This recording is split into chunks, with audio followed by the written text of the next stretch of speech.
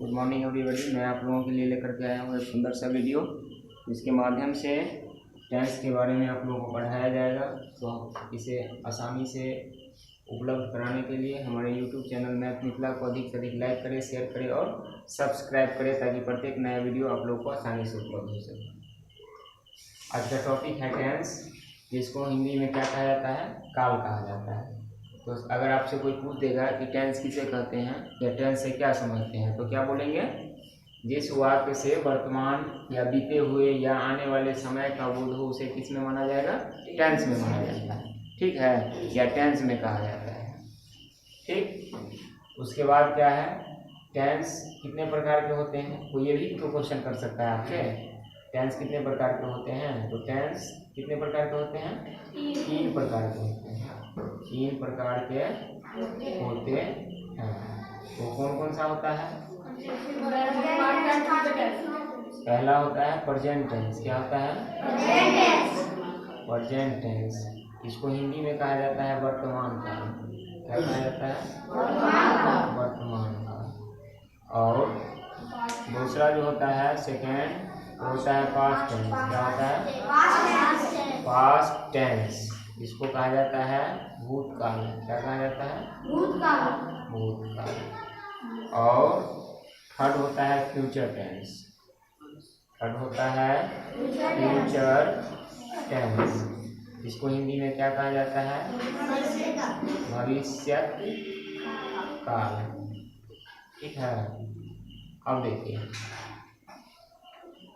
तो टेंस का डिफिनेशन यदि आपसे कोई पूछेगा तो क्या बोलेंगे? जिस वाक्य से वर्तमान या बीते हुए या आने वाले समय का बोध हो, उसको क्या कहते हैं? टेंस कहते हैं। और कोई आपसे क्वेश्चन करे कि टेंस कितने प्रकार के होते हैं, तो कितने प्रकार के होते हैं? 3। प्रेजेंट टेंस, पास्ट टेंस और फ्यूचर टेंस। समझ रहे हैं? Yes sir. अगर आपसे कोई क्वेश्चन कर दे, आपसे प्रेजेंट टेंस के बारे में, प्रेजेंट टेंस के बारे में पूछ दे, तो आप क्या बताएंगे?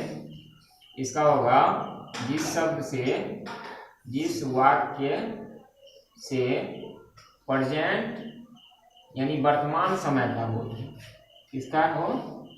वर्तमान समय का बोध हो। ठीक है, उसे किसमें माना जाता है? PRESENT, प्रेजेंट टेंस में माना जाता है। टेंस में माना जाता है। अब देखिए, सेकेंड रहेगा, वो क्या है? Past tense. यही ना है? Past tense. तो पास्ट टेंस का क्या होगा? जिस वाक्य से बीते हुए समय का बोध। क्या हो? जिस वाक्य से क्या होगा? बोलो। बीते हुए समय का बोध हो। समय का बोध हो, उसे क्या कहते हैं? पास्ट टेंस कहते हैं। और एक थर्ड है future tense. FUTURE, future TENSE tense. इसमें होगा जिस वाक्य से आने वाले समय का बोध हो। क्या होगा? जिस वाक्य से आने वाले समय का बोध हो। आने वाले समय का बोध हो, उसे फ्यूचर टेंस कहते हैं। फ्यूचर टेंस कहते हैं, या में माना जाता है। सेम हो गया। ठीक है, तो आप लोग क्या समझे? जिस वाक्य से वर्तमान में बीते हुए समय या आने वाले समय का बोध हो, उसको हम टेंस कहते हैं। क्या कहते हैं? टेंस। कोई पूछेगा टेंस कितने प्रकार के होते हैं, तो 3 प्रकार के होते हैं। प्रेजेंट टेंस, पास्ट टेंस और फ्यूचर टेंस। कोई पूछेगा आपसे प्रेजेंट टेंस किसे कहेंगे, तो जिस वाक्य से वर्तमान समय का बोध हो, उसे प्रेजेंट टेंस कहेंगे या प्रेजेंट टेंस में माना जाता है। पास्ट टेंस किसको कहेंगे, तो जिस वाक्य से बीते हुए समय का बोध हो, उसे पास्ट टेंस कहते हैं या पास्ट टेंस में माना जाता है। फ्यूचर टेंस किसे कहते हैं? तो जिस वाक्य से आने वाले समय का बोध हो उसे फ्यूचर टेंस कहते हैं। तो नोट कीजिए।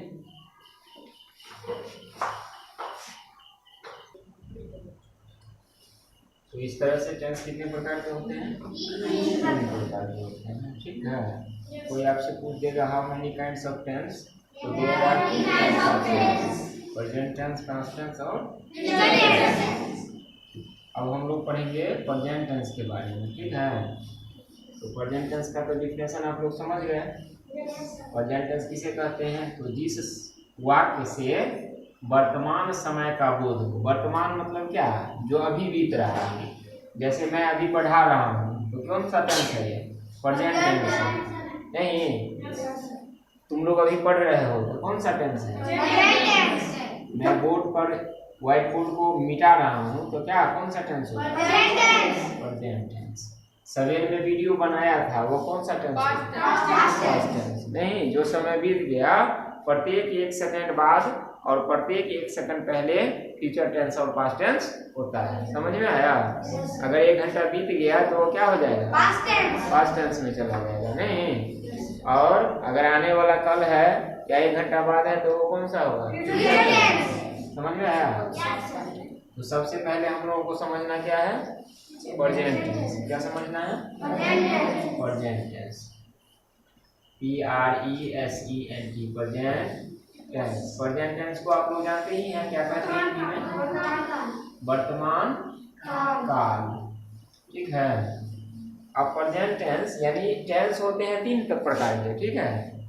और प्रत्येक टेंस होते हैं 4-4 प्रकार के। कितने प्रकार के होते हैं? 4-4 प्रकार के। जैसे समझिए, ये टेंस प्रेजेंट टेंस हो गया और इसका 4 प्रकार कौन कौन है? पहला है सिंपल प्रेजेंट टेंस। क्या है?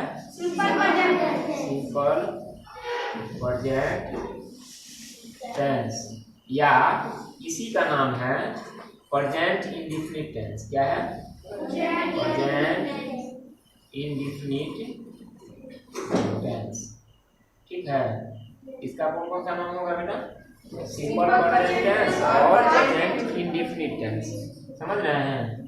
सेकेंड होगा, वो होगा PRESENT, प्रेजेंट कंटिन्यूअस टेंस, या इसको हम कहते हैं प्रेजेंट इम्परफेक्ट टेंस। क्या होता है? Imperfect tense. समझ रहे हैं? और तीसरा जो होता है वो होता है प्रेजेंट परफेक्ट टेंस। क्या होता है? Present perfect tense. और चौथा जो होता है वो क्या होता है? प्रेजेंट परफेक्ट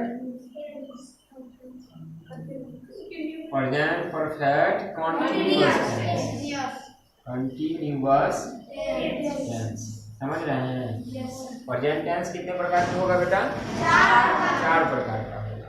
पहला होगा सिंपल प्रेजेंट टेंस या प्रेजेंट इंडेफिनिट टेंस। पहला क्या होगा? सिंपल प्रेजेंट टेंस या प्रेजेंट इंडेफिनिट टेंस। समझ रहे हैं? दूसरा है प्रेजेंट कंटिन्यूअस टेंस और या प्रेजेंट इम्परफेक्ट टेंस। क्या होगा? और तीसरा होता है प्रेजेंट परफेक्ट टेंस। क्या होता है? और चौथा होता है प्रेजेंट परफेक्ट कंटिन्यूअस टेंस। इसी प्रकार से पास्ट टेंस का भी 4 रूप हो जाएगा। क्या होगा? Simple past tense, past indefinite tense, past continuous tense, past imperfect tense, past perfect tense, past perfect continuous tense. Future का भी 4 रूप यही हो जाएगा। सिंपल फ्यूचर टेंस या future indefinite tense, future continuous tense या फ्यूचर इम्परफेक्ट टेंस, या फिर क्या हो जाएगा? फ्यूचर परफेक्ट टेंस और फ्यूचर परफेक्ट कंटिन्यूअस टेंस। तो इस प्रकार से कुल कितने टेंस हो जाएंगे? 4, 4, 8 और 4, 12। समझ रहे हैं? टेंस होते हैं 3 प्रकार का और सभी का 4-4 पार्ट होता है। तो उसका 4 दिया कितना हो जाएगा? 12। तो कुल कितने टेंस पढ़े जाएंगे? 12। समझ में आया? इसको नोट कीजिए तो।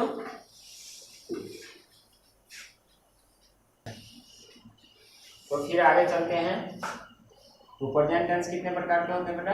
4। Simple present tense, present continuous tense, present perfect tense और प्रेजेंट परफेक्ट कंटीन्यूअस टेंस। तो सबसे पहला हम लोग पढ़ेंगे ना, सबसे पहला क्या पढ़ेंगे हम लोग? Simple present tense. नहीं,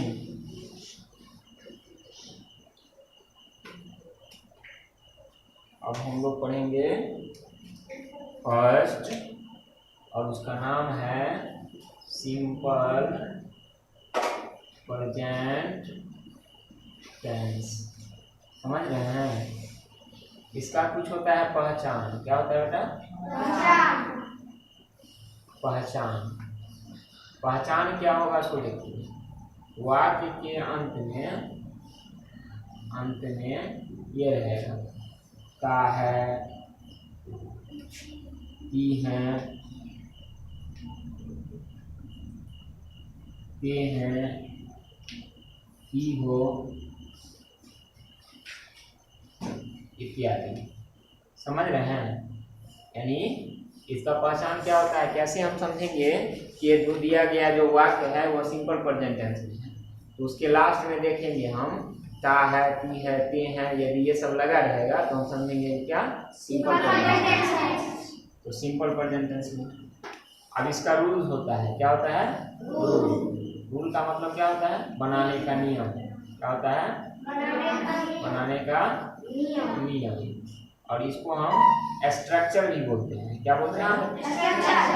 STRUCTURE, स्ट्रक्चर भी बोलते हैं। स्ट्रक्चर को भी हिंदी में क्या कहा जाता है? बनाना। यानी रूल्स भी बोल सकते हैं और स्ट्रक्चर भी बोल सकते हैं। समझ में आया? इसका जो रूल होता है वो होता है निगेटिव सेंटेंस के लिए। किसके लिए होता है? निगेटिव सेंटेंस के लिए। ठीक है? जब निगेटिव सेंटेंस में अफर्मेटिव सेंटेंस के लिए फर्स्ट क्या हो जाएगा? अफर्मेटिव सेंटेंस के लिए। ठीक है? तो अफर्मेटिव सेंटेंस के लिए क्या होगा? वो होगा सब्जेक्ट प्लस V1 या V5 और प्लस ऑब्जेक्ट। V का पावर में 1 दिया हुआ है, इसका मतलब क्या होता है? वर्ब का पहला रूप। और V5 दिया हुआ है, इसका मतलब क्या होता है? वर्ब का 5वां रूप। समझ में आया? प्रत्येक वर्ब का कितना रूप होता है? 5 रूप होता है। कौन कौन होता है? V1 होता है, V2 होता है, V3 होता है, V4 होता है, V5। ठीक है? वर्ब हमेशा जो होता है मेन वर्ब वो प्लूरल फॉर्म में होता है। किसमें होता है? प्लूरल फॉर्म में। ठीक है? जैसे वो मीन्स क्या होता है? जाना। तो इसका V2 रूप होता है वेंट। क्या होता है? वेंट। और V3 रूप होता है गॉन। क्या होता है? गॉन। और V4 रूप होता है आईएनजी, गोइंग। और V5 रूप होता है गो। समझ रहे हैं? अब जैसे देखिए प्ले मीन्स क्या होता है? V2 भी होता है इसका प्ले। क्या होता है? और V3 में भी होता है प्ले। और V4 में आईएनजी लग जाएगा, प्लेइंग। और इसमें क्या होगा? समझ रहे हैं? तो यही होता है V1, V2, V3, V4, V5। तो प्रयोग करेंगे हम लोग क्या बेटा? V1 या V5 और प्लस ऑब्जेक्ट। नहीं, सब्जेक्ट के बाद क्या होगा? V1 और V5 प्लस ऑब्जेक्ट। अब देखिए V1 किसके साथ होगा, V2 किसके, V5 किसके साथ होगा? ये तो हमको ध्यान रखना होगा ना। तो इसके लिए हम लोगों को याद रखना क्या होगा, ध्यान रखना है। देखिएगा नोट, पहला में ही मीन्स क्या होता है? वह। सी मीन्स क्या होता है? और इट मीन्स क्या होता है? यह। नहीं, ही सी इट और कोई नेम रहेगा। क्या रहेगा? नेम रहेगा या कोई भी सिंगुलर सब्जेक्ट रहेगा। क्या होगा? सिंगुलर सब्जेक्ट होगा। तो इसके साथ का क्या लगेगा बेटा? V5 लगेगा। क्या लगेगा? V5। और दूसरा I, we, they, you और कोई भी प्लूरल सब्जेक्ट रहेगा। क्या रहेगा? प्लूरल सब्जेक्ट के साथ लगेगा V1। क्या लगेगा बेटा? V1। समझिए, सिंगुलर सब्जेक्ट किसको कहते हैं और प्लूरल सब्जेक्ट किसे कहते हैं? सिंगुलर मीन्स होता है एक वचन। जब किसी एक वस्तु का बात होगा, एक व्यक्ति का बात होगा, नहीं तो वह सिंगुलर में माना जाएगा, नहीं तो वहां क्या करेंगे, V5 का प्रयोग करेंगे। और जब एक से अधिक का बात होगा तो वहां क्या होगा, प्लूरल हो जाएगा, तो वहां क्या हो जाएगा, V1 का उपयोग करेंगे। समझ रहा है? अब देखिए और एग्जाम्पल देखिए, एग्जाम्पल में जैसे दिया हुआ है कि वह किताब पढ़ता है। वह क्या पढ़ता है, किताब पढ़ता है। आप समझिए, सबसे पहले सब्जेक्ट, वर्ब और ऑब्जेक्ट समझिएगा, तब ना किसका उपयोग कहाँ होगा सो लिखिएगा। तो जिस व्यक्ति के द्वारा कोई काम किया जाएगा उसको हम सब्जेक्ट कहते हैं। जिसके द्वारा कोई काम किया जाएगा उसको क्या कहेंगे, सब्जेक्ट। तो वह किताब पढ़ता है, तो किताब कौन पढ़ता है, किताब कौन पढ़ रहा है जी, तो यह क्या हो जाएगा, सब्जेक्ट होगा। क्या होगा, सब्जेक्ट। समझ रहे हैं? और काम करने का जो तरीका होता है उसको हम वर्ब कहते हैं। काम करने का जो तरीका है उसको क्या कहते हैं, वर्ब। किताब को क्या हो रहा है, धो रहा है कि फेंक रहा है कि पढ़ रहा है, पढ़ रहा है। तो काम क्या हो रहा है, पढ़ने का, तो यह क्या कहलाएगा, वर्ब कहलाएगा। क्या होगा, वर्ब। और जिस काम को किया जाता है उसको ऑब्जेक्ट कहते हैं। तो काम कौन हो रहा है, किताब पढ़ने का, नहीं तो यह क्या हो जाएगा, ऑब्जेक्ट। अब सबसे पहले किसका क्रिया होता है, पढ़ो वहां सब्जेक्ट का। तो सब्जेक्ट क्या है, सब्जेक्ट ही ना होगा। वह पढ़ता है यानी पुल्लिंग है तो ही होगा, और वह रहता है वह पढ़ती है तब क्या होता है, सी। तो ही, और ही के साथ क्या प्रयोग होता है बेटा, V5। तो रीड का V5 रूप क्या होगा, रीड्स। क्या होगा, रीड्स। और कौन चीज लास्ट में, किताब। तो ये बुक नोट कीजिए।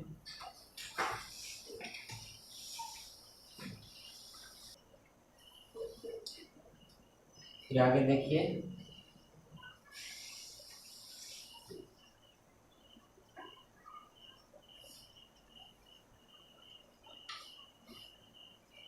तो इसका अफर्मेटिव बनावट क्या होगा, क्या बनावट होगा, सब्जेक्ट प्लस V1 या V5 प्लस ऑब्जेक्ट, यही ना। सब्जेक्ट समझे आप लोग किसको कहते हैं, जिसके द्वारा कोई काम किया जाता है उसको क्या कहते हैं, सब्जेक्ट। और काम करने का जो तरीका होता है उसको क्या कहते हैं, वर्ब कहते हैं। और जो काम किया जाता है उसको क्या कहते हैं, ऑब्जेक्ट। जैसे देखिए वो टहलता है, नहीं अभी हम इससे पहले आपको सिखाए हैं कि जिसमें सब्जेक्ट था, वर्ब था और ऑब्जेक्ट था, नहीं रहेगा मैं टहलता हूँ, मैं टहलता हूँ। अब बताइए इसमें सब्जेक्ट कौन होगा और वर्ब कौन होगा, टहलना। और ऑब्जेक्ट कौन होगा, इसमें ऑब्जेक्ट नहीं है। तो नहीं है तो ध्यान नहीं रखेंगे। बिना वर्ब का कोई सेंटेंस संपूर्ण नहीं हो सकता है, लेकिन बिना ऑब्जेक्ट का हो सकता है। समझ में आया, याद रखना है। तो सबसे पहले किसका क्रिया होता है, सब्जेक्ट का। आई और आई ही, आई वी दे यू, और कोई भी प्लूरल सब्जेक्ट रहता है तो उसके साथ V1 लगता है, लगता है ना जी। तो आई वार V5 लगता है, V1 लगता है, ही सी इट नेम के साथ लगता है V5। अब देखो बेटा रहेगा मोहन पढ़ता है, मोहन, इसमें भी ऑब्जेक्ट नहीं है ऑब्जेक्ट। मोहन हो गया सब्जेक्ट और पढ़ना क्या हो जाएगा। अब यहाँ देखो मोहन का ही सी इट नेम नाम हो गया, नाम के साथ V5 लगता है। तो मोहन REA और DS रीड्स, समझ में आ रहा है। इसी में प्लूरल रहेगा, जैसे रहेगा राम और मोहन, राम और मोहन, राम और मोहन पढ़ते हैं। तो ये प्लूरल है, सिंगुलर नहीं ना है जी। तो क्या होगा इसका, राम एंड मोहन, राम एंड मोहन। अब देखो राम एंड मोहन दो नाम ही है, लेकिन ये हो गया प्लूरल, सिंगुलर नहीं है। तो सिंगुलर सब्जेक्ट के साथ ना V5 लगाते हैं, प्लूरल सब्जेक्ट रहेगा तो V1 लगाएंगे, लगाएंगे ना। तो क्या होगा, पढ़ना का क्या होता है, रीड। तो केवल रीड ही ना हो जाएगा, नहीं होगा। समझ रहे हैं आप लोग। आप देखिए रहेगा हम हम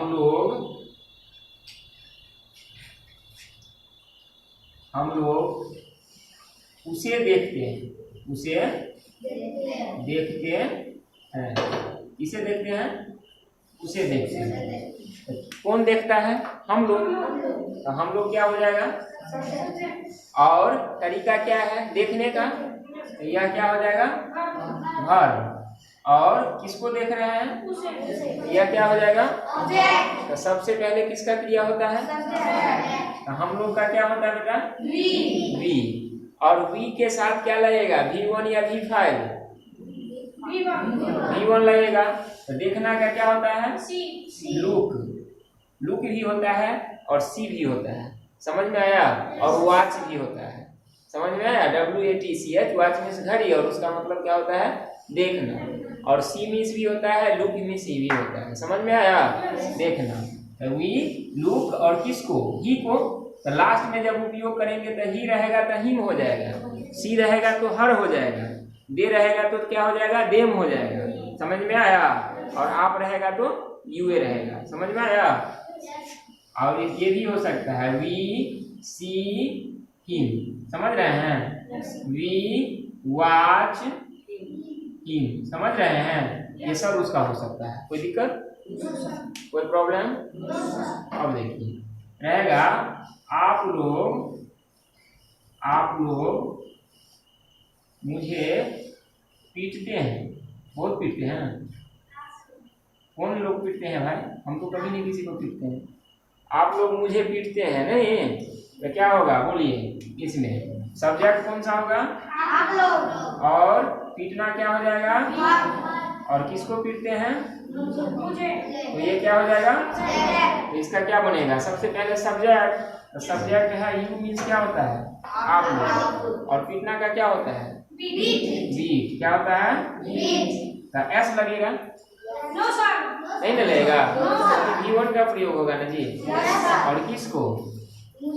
मुझे। तो आई का मतलब होता है मैं, तो उसका अगर हम ऑब्जेक्टिव केस में उपयोग करेंगे तो आई का हो जाता है मी। क्या हो जाता है? You beat me. ओके, चलिए नोट कीजिए।